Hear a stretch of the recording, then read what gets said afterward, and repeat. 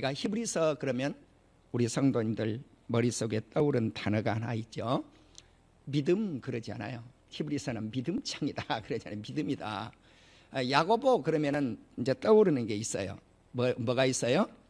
행위 그러지 않아요. 그래서 히브리서는 믿음, 야고보서는 행위, 그렇게 많이 가리켜 왔습니다. 틀린 말씀이 아니에요. 맞아요. 히브리서 11장을 보면은 믿음으로 가득 차 있어요. 온 장이 다. 그래서 믿음은 바라는 것들의 실상이요 보지 못하는 것들의 증거니 선진들이 이로써 증거를 얻고 살았다고 하는데, 이제 어떤 선진들이 증거를 얻었는가 해서 아벨부터 쫙 나와요. 믿음의 사람들이. 그래서 순교당한 사람들, 무명의 용사들, 다 이런 사람들이 어떤 사람들이었는가? 믿음의 사람들이었습니다. 그리고 12장에 오면 어떤 말씀이 나오냐면은, 우리가 이 세상을 살아갈 때 우리를 온전케 하시는 의인 되신 예수 그리스도를 바라보자, 이렇게 말씀을 하죠. 그리고 나서 징계가 없으면 사생자라 라고 하는 말씀이 나와요. 그래서 이제 징계를 왜 하나님이 우리에게 징계를 하시는가 하는 말씀이 나오고, 그리고 마지막 13장에 넘어오면은 히브리서는 많은 성도들이 믿음에 관한 말씀입니다, 이렇게만 우리가 알고 왔는데, 믿음에 관한 말씀이 아니고 온통 읽으면 어떤 말씀이 거의 나와 있는가? 행위에 대해서. 행위, 행동. 그래서 우리 성도님들이 오늘 재정립을 하셔야 될 필요성이 있다는 거죠. 뭔가 히브리서는 믿음에 관한 말씀을 지어낸 것이 아니라는 거예요. 히브리서 결론을 내리면서 오히려 어떤 말씀을 지어나고 있는가? 온전한 행위. 그런데 온전한 행위를 내 힘으로 이루어낼 수 있을 것인가? 그게 아니다는 거죠. 누구의 힘으로 이루어낼 수 있을 것인가? 예수 그리스도의 힘으로 이루어낼 수 있을 것이니라. 아멘. 이거예요. 그래서 이제 오늘 그렇다면 믿음과 선한 행위, 그 중간에 한 단어를 제가 끼워 넣었어요. 그게 뭔가? 선한 행위는 사랑과 함께 이루어져야 된다는 거죠. 사랑. 결론부터 내리는 거예요. 지금 말씀의 결론부터. 그래서 믿음과 행위의 그 사이에 뭐가 있어야 될 것인가? 사랑이 있어야 되는 거예요. 사랑. 히브리서 13장에는 어떻게 우리가 선한 행동을 하고 살 것인가 하는 말씀이 1절부터 나열이 되어 있어요. 그러면 이제 이 선한 행동, 하나님께 드리는, 이웃에게 드리는 선한 행동이 뭔가? 이것이 하나님께 드리는 제사라는 거죠. 1절에는 형제의 사랑을 계속하십시오, 이렇게 나왔어요. 그런데 원문에 보면 해 필라델피아 그렇게 나왔어요. 메네토. 해 필라델피아 메네토, 이것이 원문이에요. 이 필라델피아라고 하는 이 단어는 두 언어가 섞여 있는 거예요. 자, 거기 보면 필라 그랬죠. 필라, 이게 필로스의 말씀이에요. 필로스가 뭔가? 사랑이에요. 사랑. 사랑. 그런데 거기에 보면 또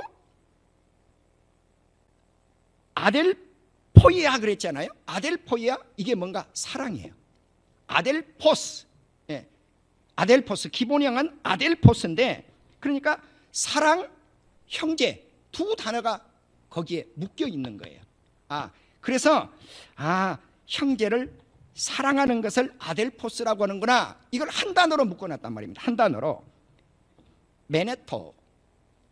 그것이 그곳에서 계속 머물러 있으라는 거예요. 계속적으로 머물러 있으라는 거예요. 그러면 무슨 말이에요? 형제 사랑하는 것이 계속 머무른다는 게 뭐예요? 계속해서 형제를 사랑하십시오. 아멘. 단회성이 아니라 연속성을 의미해요. 자, 그러면 이제 형제 사랑하는 것을 계속해야 되는데, 그 예가 2절이에요. 2절에 보면 손님 대접하기를 잊지 마십시오 그랬다고요. 손님 대접하기를 잊지 마십시오. 이것을 기억하십시오 그 말이에요. 손님 대접하기를 기억하십시오. 그런데 놀랍게 또 손님 대접, 이 단어도 합성어로 이루어졌어요. 우리말로 보면은 한 단어 한 단어로 돼 있잖아요. 손님 한 단어, 대접 한 단어. 그런데 이 단어 역시 묶여 있단 말이에요. 묶여.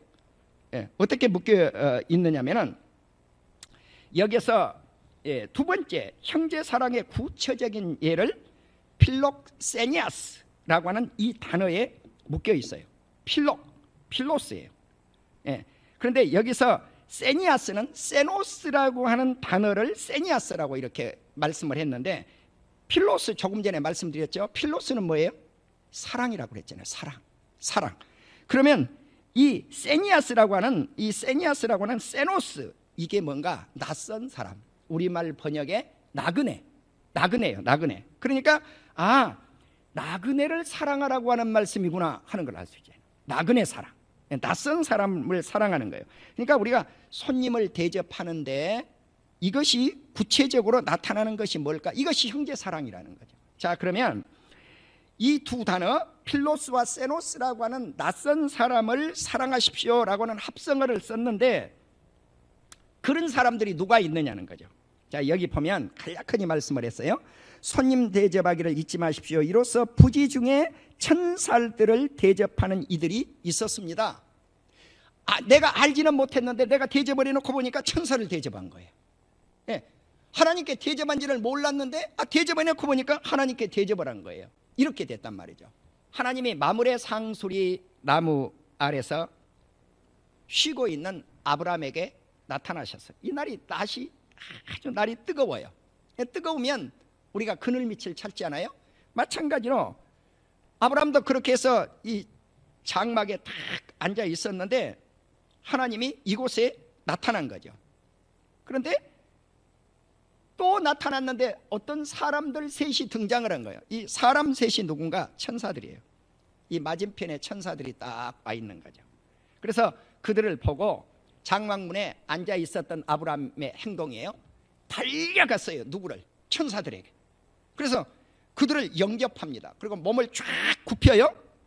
그러면서 내 주여 은혜를 입었으면 원하건대 종을 떠나지 마시고 내가 물을 조금 가지고 올 테니까 여기 조금 쉬고 계시라는 거예요. 내가 떡도 조금 가지고 올 테니까 상쾌한 마음으로 쉬셨다가 가십시오. 그러니까 네 말대로 하겠다 그래서. 그 다음에 행동이에요. 장막에 있었던 이 아브라함이 이제는 어디로 달려가는가? 부엌으로 달려가는 거예요. 부엌에 누가 있어요? 사라가 있어요. 사라 보고 하는 말이 속히 고운 가루 3쌀을 가지고 반죽을 해서 떡을 만들려고 그래요. 그러니까 급히 장막으로 달려가요. 그리고 속히 음식을 준비해요. 그 다음에 4번째 속히 가는 곳이 어딘가?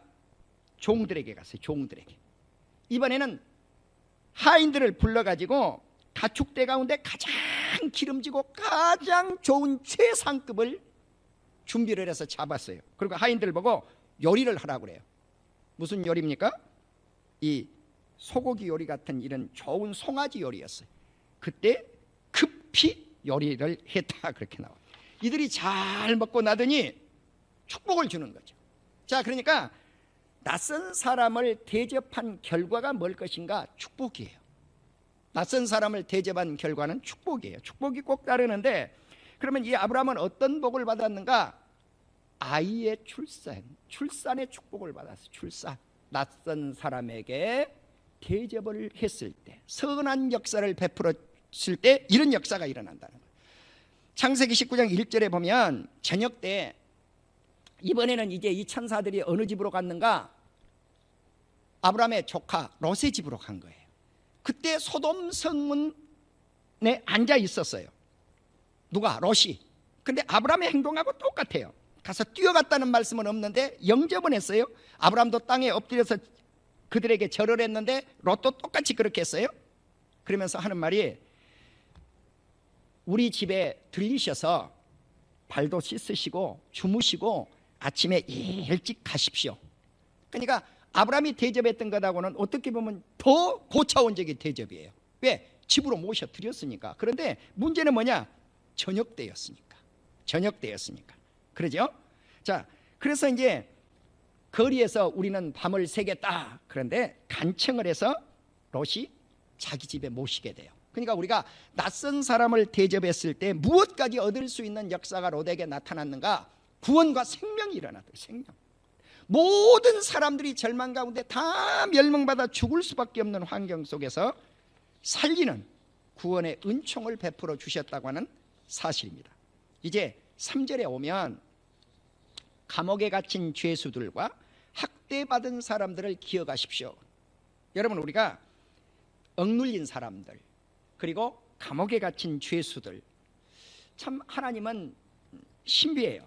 뭐가 신비하냐면 우리 교회 성도님들 한 두 분, 한 세 분이 지금까지 원치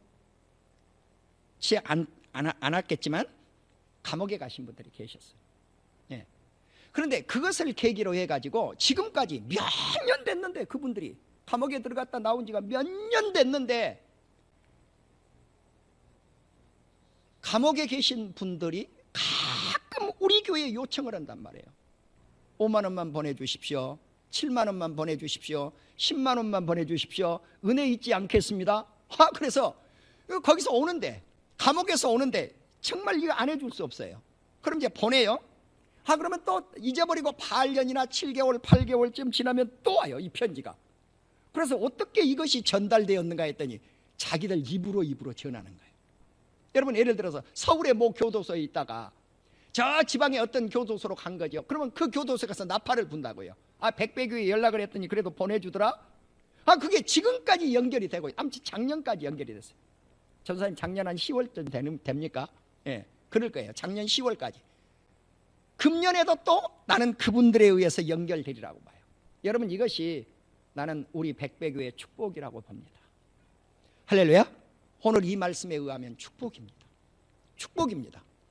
그렇기 때문에 우리가 언제 감옥에 갈 수가 있겠어요? 못 가요. 갈 수가 없어요. 언젠가 제가 이번에는 그냥 뭐 좋은 일이었으니까 안양교도소 말씀을 드리겠습니다. 작년에 안양교도소에서 감사축제 있었다고 그랬잖아요. 감사나눔 신문에서 주관하는 감사축제가 있었는데, 사랑하는 아내에게 죄수인 몸인 남편이 100가지 감사를, 사랑하는 아내에게 100감사를 하니까 거기서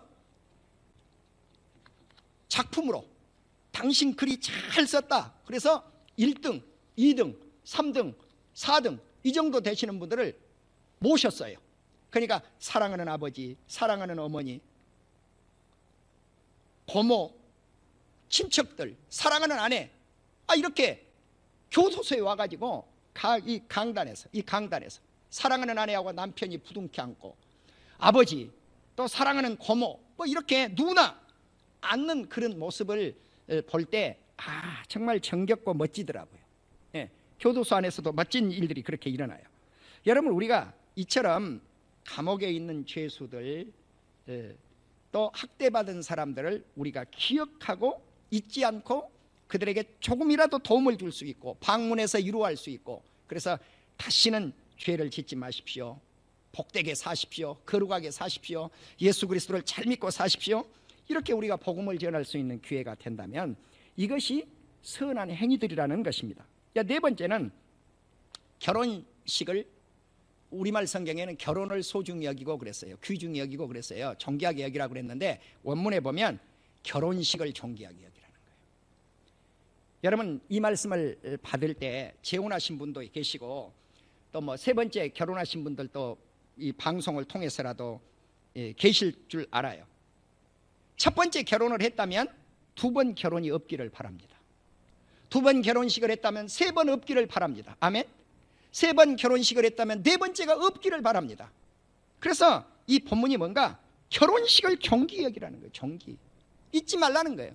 우리가 결혼을 해서 한평생 동안 사랑하는 남편과 아내가 끝까지 생을 마감한다고 하는 게 그게 쉬운 게 아니에요. 뭐 목회자 가정, 뭐 거룩하고 굉장히 알콩달콩 그냥 사랑의 깨만 쏟아 부어질 것 같은데 우리 성도님들 가정이나 별 다를 바 나는 없다고 봐요. 왜? 나는 차 안에 가면서도 가끔 우리 성도들 계시는데 내 아내하고 다툴 때도 있는걸요. 그것이 인간의 모습이거든요. 그렇죠. 그래서 내가 가끔 우리 성도들에게 내가 살아가는 모습을 우리 성도들이 비디오로 본다면 정남이가 뚝뚝 떨어질 때가 있을 겁니다. 네, 그런 말씀을 표현하지 않아요. 그래서 제가 이제 집을 정리를 제대로 안 갖추고 살았는데 집을 매각을 해야 되겠거든요. 그래서 오랜만에 집안 청소, 대청소를 한 거예요. 왜? 뭐 하려고? 집을 매매를 하려고. 그러니까 이제 다른 때보다도 이 청결하게 유지가 되더라고요, 요즘 제가 보니까. 그래서 우리 집에 개혁 아닌 개혁을 한번 해보았습니다만은, 인간이 살아가는 모습은 어느 가정이나 비슷해요. 그렇지만 한번 결혼을 했던 그 결혼식을 소중히 여기는 것, 나는 우리 온 가정들이 그렇게 되기를 주의 이름으로 축원합니다. 그렇게 될 때 멋지고 아름다운 가정입니다. 주님 앞에 충성스럽게 살았다고 하는 가정으로서 인정받게 될 줄로 믿습니다. 왜 그런가? 하나님은 음행자와 간음을 심판하기 때문에 그래요. 사랑하는 아내와 사랑하는 남편이 결혼식을 깨버린다면 이 음행자가 되고 간음자가 될 수 있기 때문에 그렇다는 거죠. 다섯 번째, 주님은 무엇을 우리에게 말씀하고 있느냐? 5절에서 6절에서 돈을 사랑하지 말고 지금 가지고 있는 재물로, 물질로, 돈으로 자족하면서 살라는 거죠. 예. 그러면 내가 너희를 떠나지도 아니하고 너희를 버리지도 않겠다. 이 말은 무슨 말이에요? 주님이 책임져 주겠다는 거예요. 물질관을 책임져 주겠다는 거예요. 그래서 우리 성도님들이 세상을 살아가실 때 재물 얻을 능력을 하나님께로부터 받고 살기를 주의 이름으로 축원합니다. 재물 얻을 능력을 주님이 주셔야 돼요. 신명기 말씀처럼 우리에게. 그래서 재물 얻을 능력이 있어서 주님을 의존하는 것, 이것은 하나님에 대한 확고한 신념, 신앙, 하나님을 의지하고 돈을 의지하지 말라는 말씀이에요. 그래서 너희가 하나님과 재물을 겸하여 섬길 수 없느니라, 그렇게 말씀을 하죠. 우리가 하나님을, 우리 예수님을 잘 섬기면 재물은 따라오게 돼 있어요. 그래서 하나님은 내 편이시고 시편 118편에 이 말씀을 하고 있어요. 나를 돕는 분이시므로 내가 누구를 두려워하겠는가? 그러니까 물질이 없어서 두려움의 존재가 없다는 거예요. 왜? 하나님은 내 편이고 나를 돕는 분이기 때문에. 이제 여섯 번째는 15절, 18절, 21절에 기록이 되어져 있는데, 선을 행하고 나누어 주기를 잊지 말라는 거예요. 우리 교회 목표가, 제가 목회의 철학이 주는 자가 받는 자보다 복됩니다.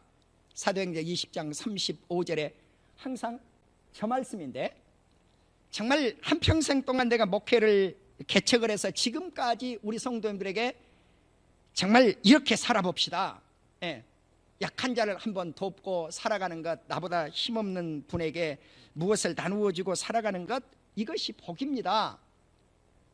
정말 내 목회에 있어서 이것은 내 목회 철학이었어요. 지금까지 내가 목회를 은퇴해도 저 일을 하고 싶어요. 예, 저 일하다가 그냥 주님의 품에 안기고 싶어요. 그러면 어떤 역사가 일어나는가? 그런 마음을 가지고 우리가 계속 일을 하다가 보면요, 기쁨이 솟아납니다. 예, 그러니까 우리가 주는 것만큼 행복한 게 없어요. 주는 것만큼. 내가 가끔 우리 성도님들에게 청로강추 이야기를 가끔씩 해요. 저기 캄보디아 김영옥 선교사님이 그 만든 청로강추, 요즘은 청노강추, 여모, 마삼까지 이게 이제 들어갔어요. 그게 뭐냐면 청국장, 논이, 강황, 후추, 그 다음에 여주, 그 다음에 마랑가, 그 다음에 마삼이니까 마늘, 삼은 인삼이에요. 그래서 이제 이게 몇 가지입니까? 8가지입니까? 그래서 8가지 단계인데 가장 기본적인 것이 청노강추예요. 정말 제가 청노강추 그걸 먹고 몸이 좋아졌어요. 예, 그걸 안 먹었다면 정말 제가 오늘 설교도 제대로 하지 못했을 거예요. 역류성 식도염 걸려서 제가 굉장히 어려움을 당했는데, 정말 그것 먹고 처음으로 작년에 위내시경 종합검사를 하니까 그 선생님 하는 말씀이, 아유 좋아졌는데요, 더 이상 진행이 안 됐는데요, 전에는 당신 위는 핫발이요 그랬던 의사 선생님이 이제 좋아졌다는 거. 내가 그래서 느꼈어요. 뭘 먹고 느꼈는가? 청로강추. 예. 왜 제가 이 말씀을 드리느냐면, 제가 청로강추를 가끔 팔아줘요. 왜? 캄보디아의 선교사님이거든요. 그러면 이제 꼭 누가 들으면 약장수처럼 들릴지 모르겠지만, 예, 제가 이제 저한테 이제 주문해가지고 사면 제가 10,000원씩 싸게 사드려요. 그러면 이제 주문하시는 성도님들이 계시고 주변에 사람들이 계세요. 그런데 뭘 느끼느냐? 제가 보람을 느끼는 거예요. 그것을 먹고 3개월, 4개월, 5개월, 6개월 지나면 다 염증들이 제거되는 걸 내가 봤어요. 염증이 제거돼서 암 환자도 용종이 있는 사람들이 떨어졌다는 분들. 내가 이제 직접 목격하지는 못했어요. 그런 분들. 내 아내 같은 거 머리도 나고요. 예. 그래서 제가 왜 이 말씀을 드리느냐? 이런 일들을 해보는데 어저께 뭐라고 메시지 하나가 들어왔느냐면 그 캄보디아 김영옥 선교사님이 그걸 만들어 갖고 팔아서 캄보디아에 매달 2천만 원씩 보내야 돼요. 그런데 그거 만든 지 얼마 안 됐어요. 그런데 하나님이 축복을 하셔서 날 보고 이렇게 이야기를 해왔어요. 목사님, 처음으로 돈 빌리지 않고 선교비를 보냈습니다. 할렐루야. 2천만 원 수익이 일어났다는 거죠. 이제는. 예. 그래서 선교하고 구제하고 돕는다고 하는 이 선한 일들을 감당할 때 하나님이 이렇게 역사하시는구나 하는 것을 어제 그 선교사님 메시지와 함께 기쁨을 누려 보았습니다. 나는 사랑하는 우리 성도님들이 평강의 하나님은 모든 선한 일에 우리가 온전히 되기를 원하셔요. 그러면 이 선한 일을 온전하게 되는 이 일을 누구의 뜻인가? 하나님의 뜻이라는 거예요. 하나님의 뜻.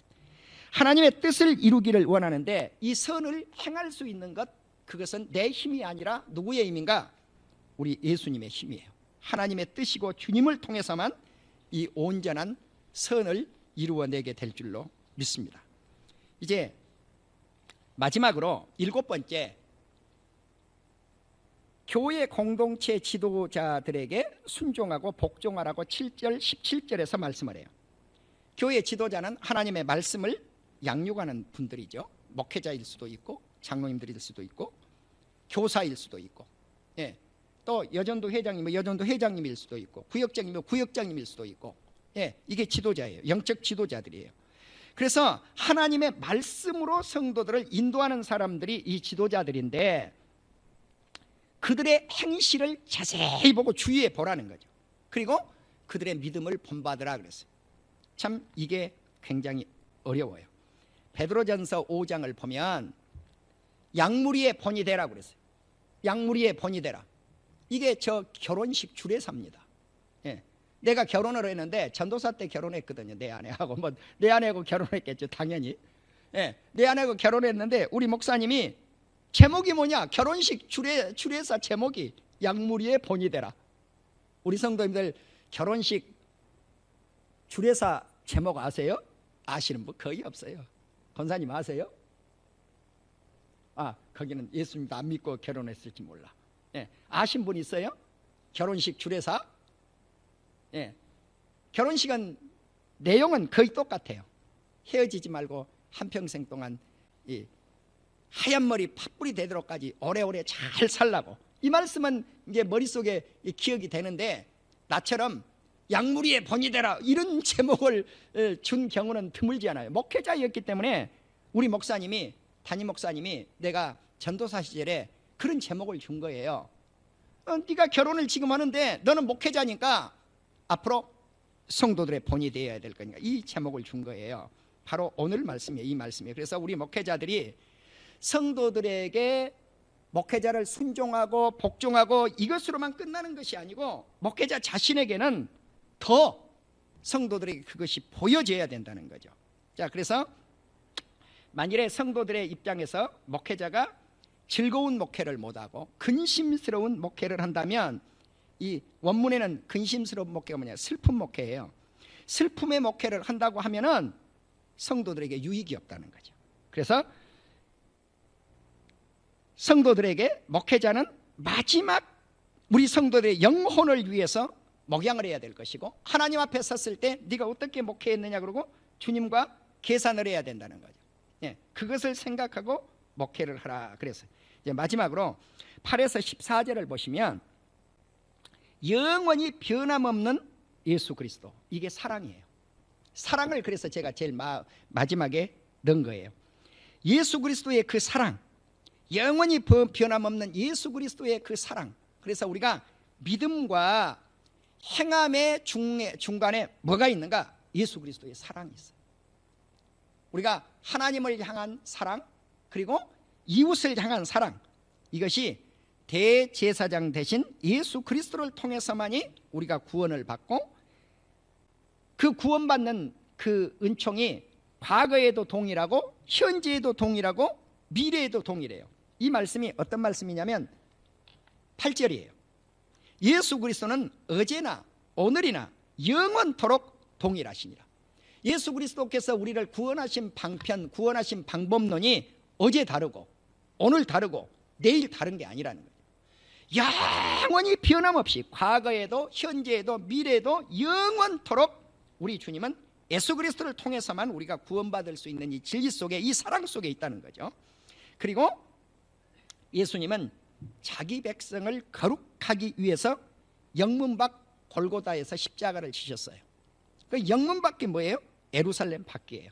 그럼 마치 이 번제 구약의 5대 제사를 보시면, 레위기 1장을 보시면 번제가 나와요. 번제가 나오는데 내장, 똥, 오줌, 창자 들어있던 이것들을 어디 갖다 버렸는가? 영문 밖에 갖다가 불살라 버렸다고요. 예, 영문 밖에 갖다 불사른 거예요. 그런데 이게 뭐냐면 이게 예수 그리스도를 상징했어요. 예수 그리스도가 예루살렘 성 밖에 갔다가 똥하고 오줌 버렸던 그곳이 골고다 언덕이에요. 그곳에 예수님을 갖다가 버려버린 거예요. 예. 그래서 거기서 우리 주님이 십자가를 지신 거죠. 그래서 예수님은 자기 백성을 거룩하기 위해서 영문밖 골고다 언덕에서 십자가를 지신 거예요. 이것이 하나님의 지극한 사랑이죠. 그래서 그 피를 흘리신 그 주님의 사랑을 이제 우리가 어디에다 갖다 베풀어야 될 것인가? 우리 이웃에게.